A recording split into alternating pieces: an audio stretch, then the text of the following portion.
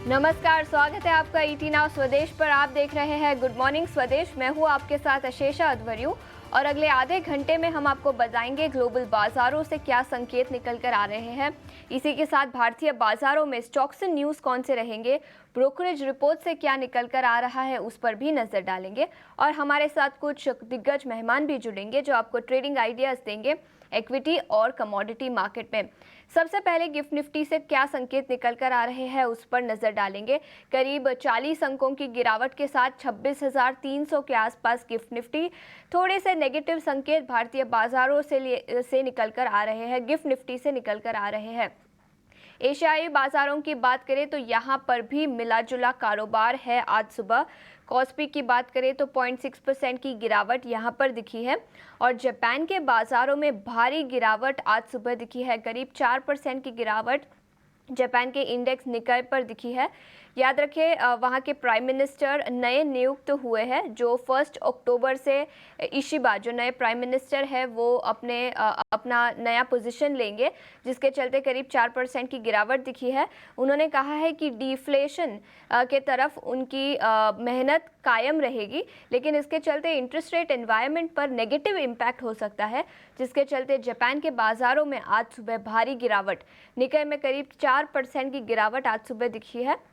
और भारतीय बाजारों की बात करें तो करीब 40 अंकों की गिरावट के साथ गिफ्ट निफ्टी भी करीब 26,300 के आसपास। तो नेगेटिव संकेत एशियाई बाजारों से निकल कर आ रहे हैं।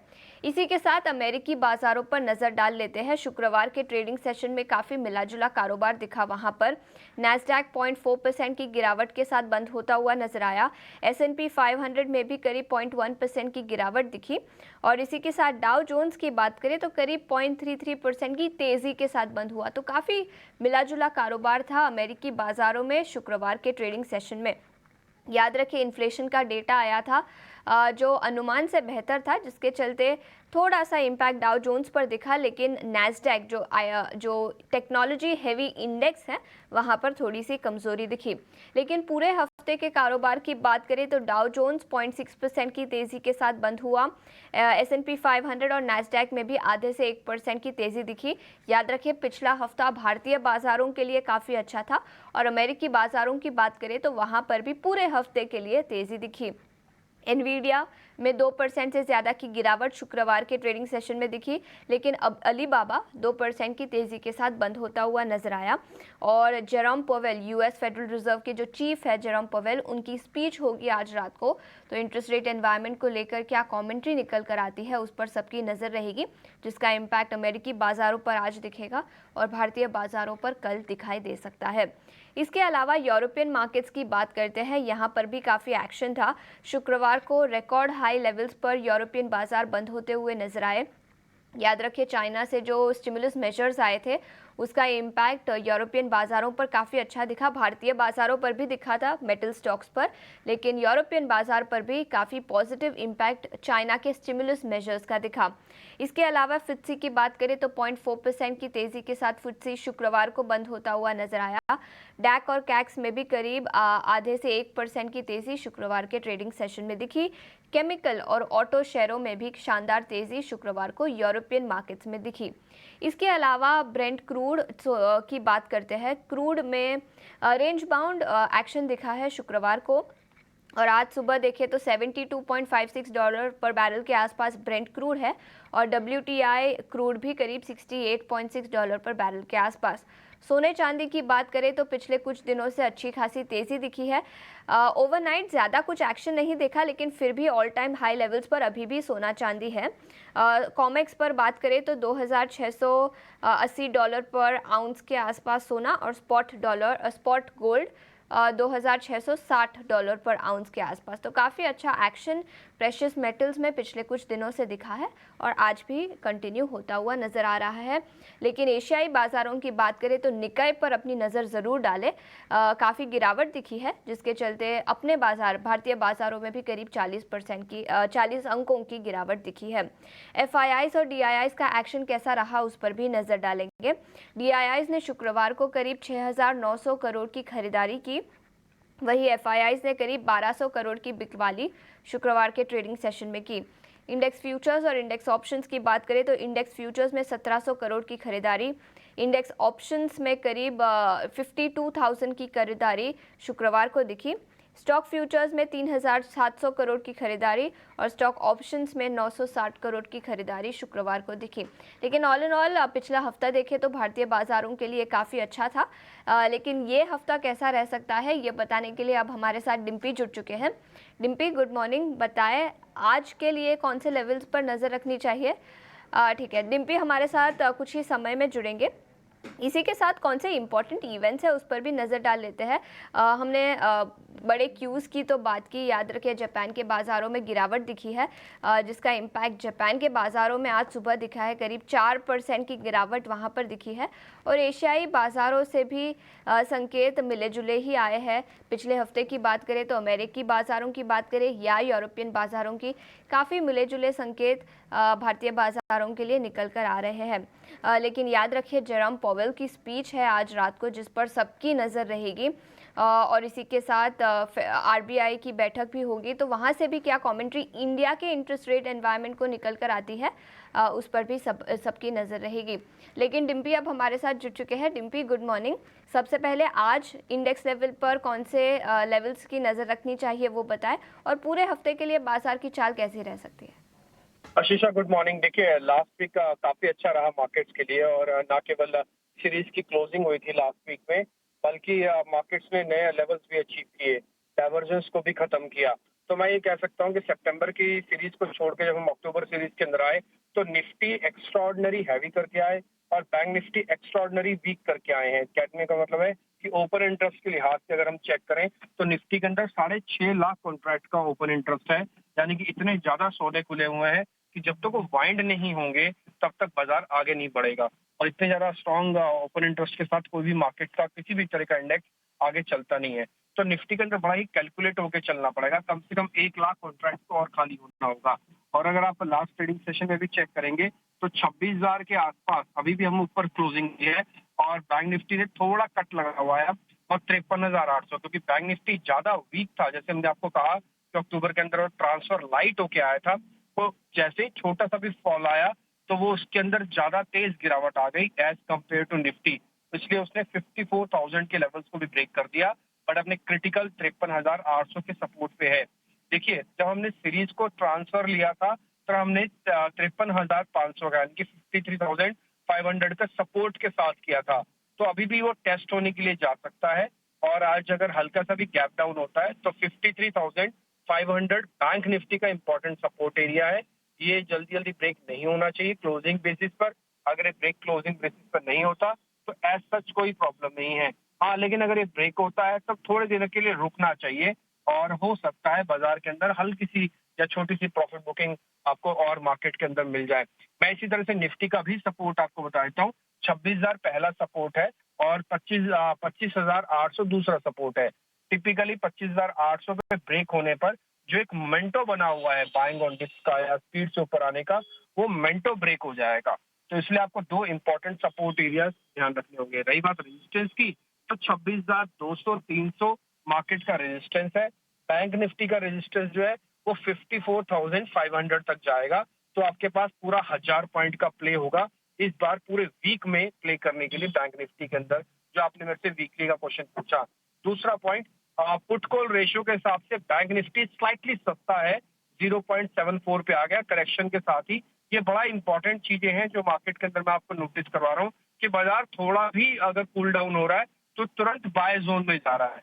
ऐसा नहीं है कि इसको कूल डाउन होने के लिए 2,000 पॉइंट करना पड़ेगा, 500 पॉइंट टूटते ही मार्केट बाय जोन में चला जाता है। तो इसलिए ये बाइंग और डिप का मार्केट है। जब भी आपको छोटा भी डिप मिले आप अपने एक्सपेरिमेंट्स के साथ उतर के आ सकते हैं मार्केट में करने के लिए। कोई भी शेयर एफ एंड बैन में नहीं है, सीरीज का दूसरा दिन है और 81% एफ आई लॉन्ग है। ट्रस्ट मी, 81% लॉन्ग के बाद टिपिकली एफ आई आएंगे नहीं, या तो एफ आई यहाँ पे रुकेंगे या तो थोड़ी बहुत प्रॉफिट बुकिंग करेंगे। इसलिए आप जब भी मार्केट में ट्रेड करें, माइंडेड हमेशा इस चीज का ध्यान रखिएगा, आपको बाइंग ऑन डिप्स ही करना है और सेल ऑन राइज करना है। यानी ऊपर जाए तो बेचते जाओ, डिप मिले तो वापस प्लस करो और इस अर्निंग का बेनिफिट लो। बिल्कुल, तो ये राय है आज कौन से लेवल्स पर अपनी नज़र रखनी चाहिए। पूरी डिटेल्स लेकर डिम्पी बहुत-बहुत शुक्रिया हमारे साथ जुड़ने के लिए। लेकिन बाज़ार पर और चर्चा करने के लिए अब हमारे साथ अक्षय भागवत जुड़ चुके हैं। Akshay, good morning. बताएँ आपकी रणनीति क्या रहेगी बाज़ार पर आज? Good morning. तो सीरीज के फर्स्ट डे पे हमने थोड़ी सी नरमी देखी बाजार में, स्पेशली जो वीकनेस थी वो ज्यादा बैंक निफ्टी में थी। तो जिस तरीके का हमने रोल ओवर पोजीशन देखा है अक्टूबर सीरीज में, जैसे डिम्पी जी ने अपने पिछले कमेंट्री में कहा, रोल ओवर्स काफी एग्रेशन लो है। तो उसका मतलब है कि जिस तरीके का ऑल टाइम हाई पे मोमेंटम हमने प्रायर सीरीज में देखा था, उसी तरीके का रोल ओवर में एग्रेशन बैंक निफ्टी में नहीं दिखी है। तो एक्सपेक्टेशन है कि थोड़ा बैंक निफ्टी कूल ऑफ हो सकता है।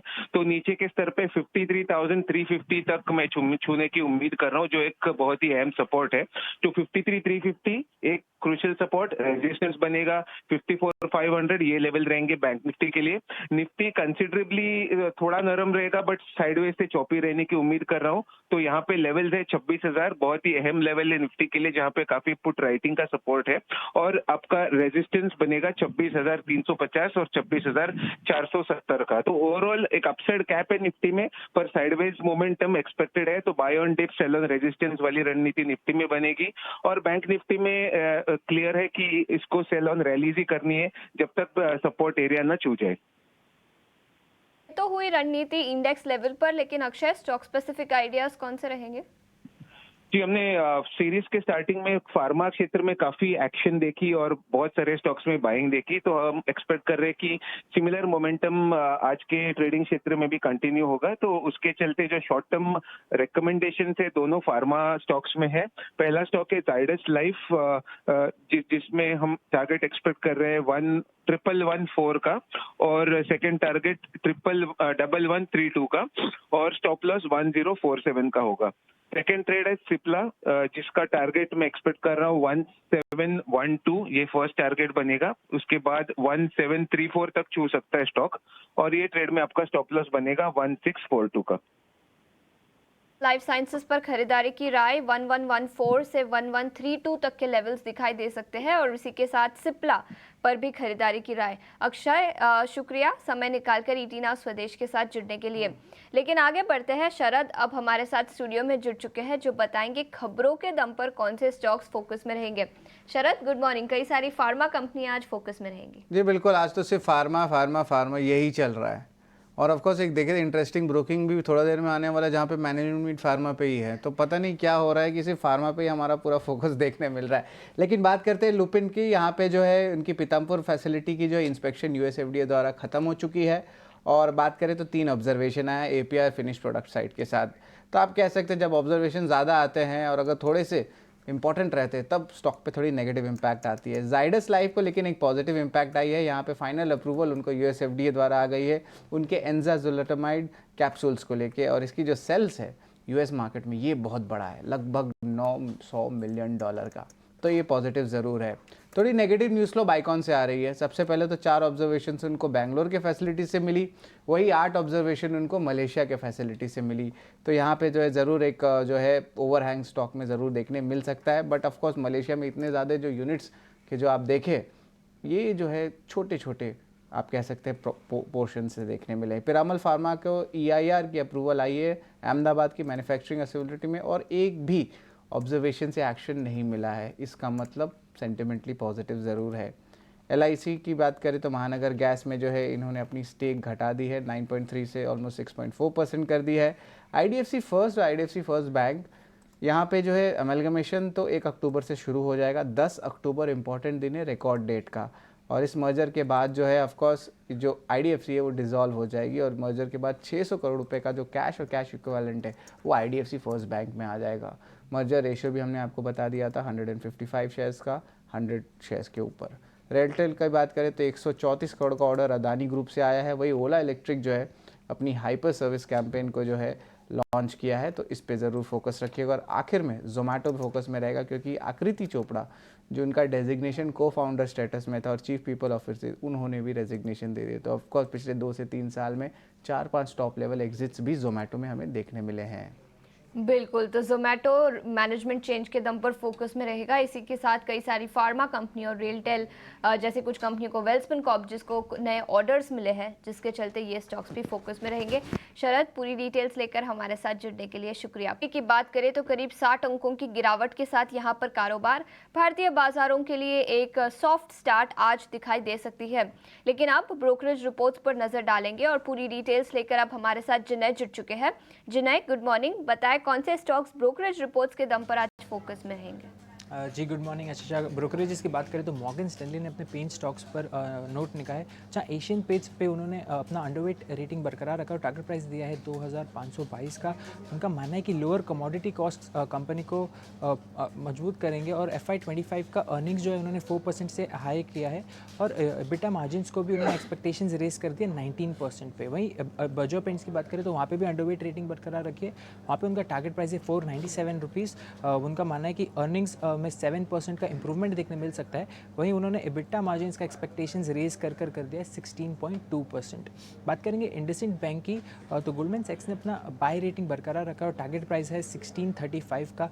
उनका मानना है कि जो मैनेजमेंट चेंजेस के हमें जो डेवलपमेंट देखने मिल रही है उसमें जो नियर टर्म ओवरहैंग है वो कम्प्लीटली ईज आउट होता हुआ दिख सकता है। उसी के साथ कंपेयर टू पीएस बैंक काफ़ी वेल पोजीशनड है अपने मार्जिन्स मैनेजमेंट को लेकर। और अगर हम 10% 10 ईयर वैल्यूएशंस को देखेंगे तो बैंक काफ़ी सब्सटेंशियल डिस्काउंट पर ट्रेड करता हुआ दिख रहा है। लास्टली ज़ोमैटो फोकस में रहेगा। CLSA ने अपना आउट परफॉर्मेंस रेटिंग दिया, उनका जो टारगेट प्राइस है वो है करीब 284 रुपीज़ का। अब उनका मानना है कि स्विगी से अगर कंपेयर करेंगे तो FY24 और Q1 FY25 में ज़ोमैटो ने मैट्रिक्स के टर्म्स पर स्विगी को आउट परफॉर्म किया है और उनका मानना है कि QSR भी अभी अपना मार्केट शेयर रिलूज़ कर रहा है एग्रीगेटर्स को और उनका फूड डिलीवरी स्पेस में ज़ोमैटो अपना टॉप पिक रहेगा। ज़ोमैटो पर CLSA ने आउट परफॉर्म की रेटिंग बरकरार रखी है। इसके अलावा कई सारे स्टॉक्स इंडसइंड बैंक और एशियन पेंट्स, बर्जर पेंट्स भी आज फोकस में रहेंगे, जिन्हें पूरी डिटेल्स लेकर हमारे साथ जुड़ने के लिए शुक्रिया। लेकिन आगे बढ़ते हैं अब और कमोडिटी मार्केट पर नजर डाल लेते हैं और कमोडिटी मार्केट पर रणनीति बताने के लिए आज हमारे साथ रवि दियोरा जी जुड़ चुके हैं। Ravi, good morning. बताएं क्या रणनीति बनानी चाहिए प्रेशियस मेटल्स, बेस मेटल्स और क्रूड ऑयल पर? Good morning. आज थोड़ा ग्रीन डे है, पर्टिकुलर चाइना के जो लगातार स्टिमुलस अनाउंसमेंट आ रहा है इसका एक फायदा है वो मेटल्स को मिलना चाहिए। कॉपर चाइना ड्रिवन फंडामेंटल पे ज्यादा रिएक्ट करता है, कॉपर बाय करें। इंट्राडे टारगेट 875 का होगा, 846 के स्टॉप लॉस के साथ आप अक्टूबर फ्यूचर में ये रणनीति अपना सकते हैं। बुलियन में भी जो जियोपॉलिटिकल टेंशन बढ़े है इजराइल एंड हमास के बिटवीन, तो लग रहा है कि आज गोल्ड में भी बाय करना चाहिए। 76,700 के टारगेट के लिए और 75,000 के करीब आपको एक स्टॉप लॉस लगाना है। क्रूड भी लास्ट सेशन में थोड़ा अंडर परफॉर्म किया था, हालांकि वहां पे जियोपॉलिटिकल टेंशन प्राइसेस को लोअर लेवल से सपोर्ट करेंगे। 5670 पे बाय करें, 5600 का इंट्राडे स्टॉप लॉस होगा और 5800 का टारगेट। बिल्कुल, तो क्रूड पर खरीदारी की राय, इसी के साथ कॉपर और सोने पर भी खरीदारी की राय। सोने पर 76,700 का लक्ष्य रवि ने दिया है। बहुत बहुत शुक्रिया समय निकालकर ईटी नाउ स्वदेश के साथ जुड़ने के लिए। लेकिन इतना ही समय था हमारे पास इस शो पर। आप कहीं मत जाइए, बने रहिए ईटी नाउ स्वदेश के साथ। नमस्कार।